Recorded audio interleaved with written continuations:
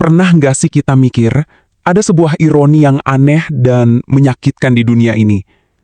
Seringkali, yang paling kita benci itu bukan kejahatan yang jelas-jelas jahat, tapi justru kebenaran yang bikin kita nggak nyaman. Bukan kebodohan yang kita serang, tapi integritas seseorang yang entah kenapa bikin kita merasa kecil.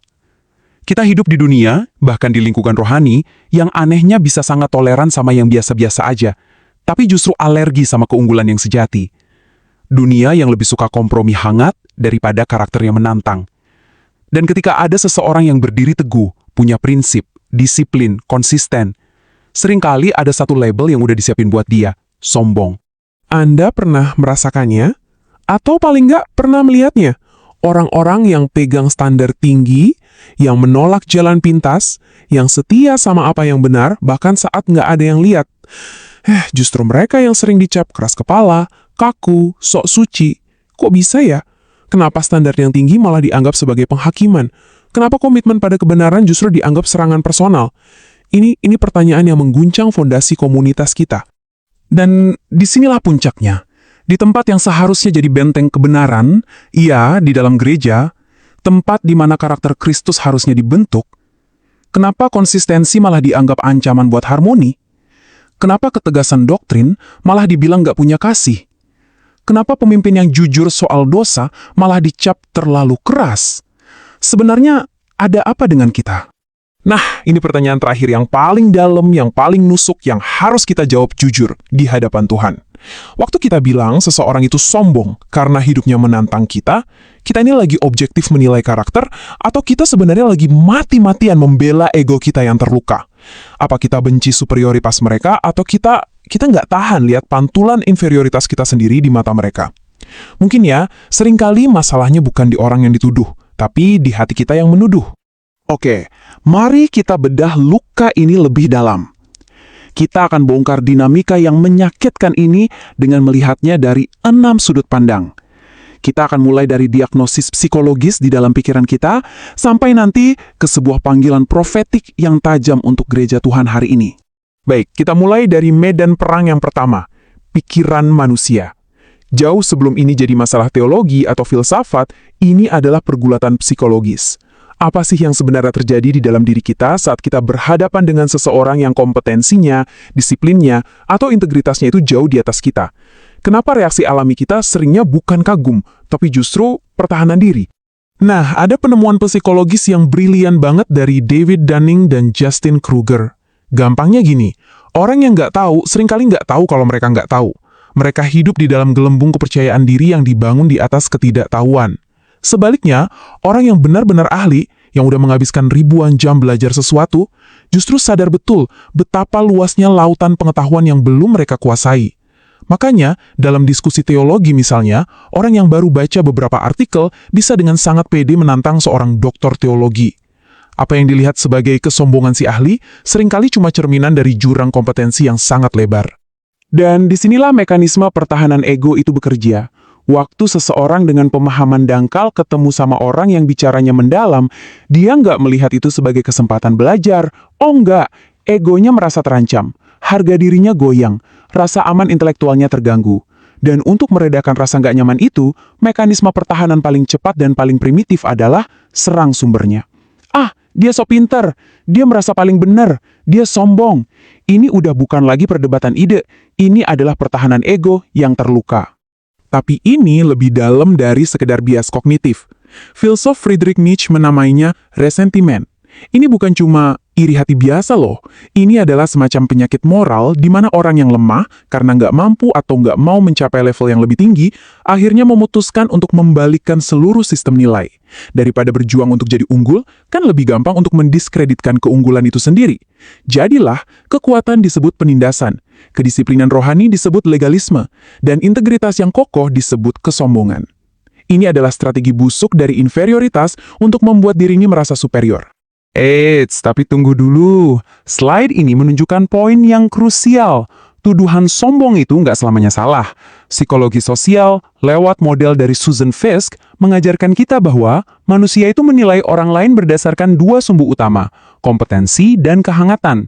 Kalau kompetensi tinggi dibarengi kehangatan, empati, rendah hati, lemah lembut, hasilnya adalah kekaguman. Tapi kompetensi tinggi yang disajikan dengan dingin tanpa kehangatan sosial hampir selalu akan dibaca sebagai arogansi. Nah, ini memaksa kita introspeksi. Jangan-jangan bukan mereka yang iri, tapi kita yang benar, tapi menyajikannya dengan cara yang salah, tanpa kasih. Nah, sekarang mari kita angkat diskusi ini. Dari ranah psikologi, kita pindah ke panggung sejarah penebusan. Karena masalah ini bukan masalah modern. Ini adalah sebuah pola spiritual kuno, sebuah konflik abadi antara terang dan gelap yang terus berulang di sepanjang cerita Alkitab.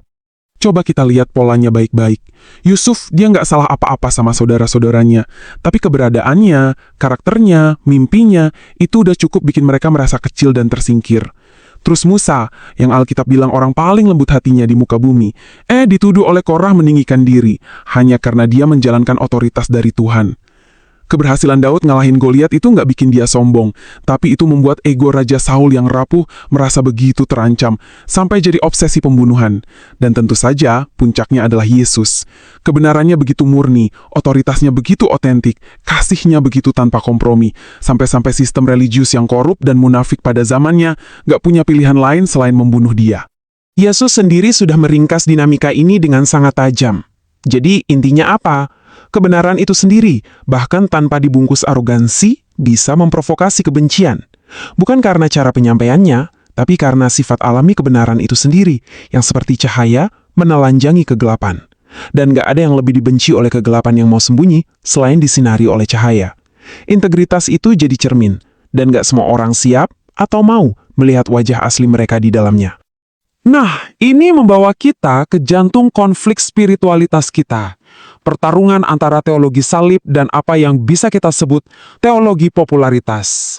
Teologi salib menunjukkan bahwa otoritas ilahi yang sejati, seperti yang dicontohkan Kristus, nggak perlu membela diri. Dia rela disalahpahami, dia merendahkan diri. Sebaliknya, teologi popularitas yang menjangkiti banyak gereja hari ini akan selalu mengorbankan kebenaran di atas altar penerimaan publik. Dia akan melunakkan pesan, menghindari konfrontasi yang perlu, dan mengukur sukses dari jumlah pengikut atau likes, bukan dari kesetiaan pada sang raja. Untuk melangkah lebih jauh, kita butuh pisau bedah yang lebih tajam. Mari kita beralih ke filsafat moral untuk membedakan dengan jernih mana sih kepercayaan diri yang lahir dari integritas sejati, dan mana kembarannya yang jahat, yaitu kesombongan. Aristoteles mengajarkan bahwa setiap kebajikan itu adalah jalan tengah yang seimbang di antara dua ekstrem yang buruk. Contohnya, berani itu jalan tengah antara pengecut dan nekat. Nah, dalam konteks kita, kepercayaan diri atau harga diri yang sejati adalah jalan tengah antara rasa minder atau inferioritas dan kesombongan. Masalahnya di mana? Banyak orang hidup di parit ekstrim inferioritas, dan dari posisi mereka di parit itu, jalan tengah yang seimbang jadi kelihatan seperti parit ekstrim di seberangnya. Persepsi mereka terdistorsi oleh posisi mereka sendiri. Lalu Immanuel Kant membawa kita ke pertanyaan yang paling penting, motif. Apa niat dibalik sebuah tindakan? Waktu seseorang menunjukkan kompetensinya, niatnya itu untuk melayani, untuk membangun, untuk membagikan kebenaran demi kebaikan bersama, atau niatnya untuk meninggikan diri, merendahkan orang lain, dan memuaskan ego. Dilema etisnya adalah, kita sebagai manusia seringkali menghakimi motif orang lain yang nggak bisa kita lihat, hanya berdasarkan perasaan nggak nyaman kita sendiri.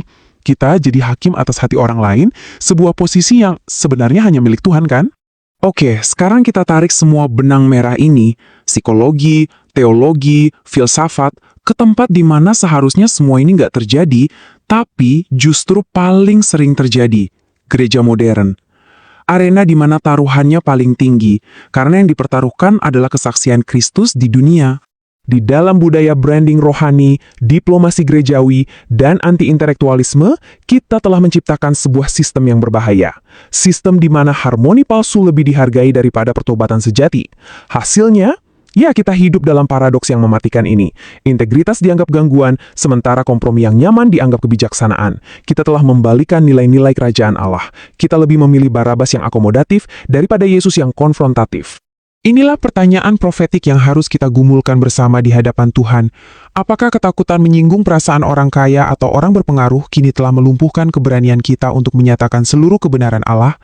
Apakah kita telah menjadi manajer citra yang sibuk menjaga popularitas institusi dan bukan lagi penjaga kebenaran yang rela kehilangan segalanya demi Injil?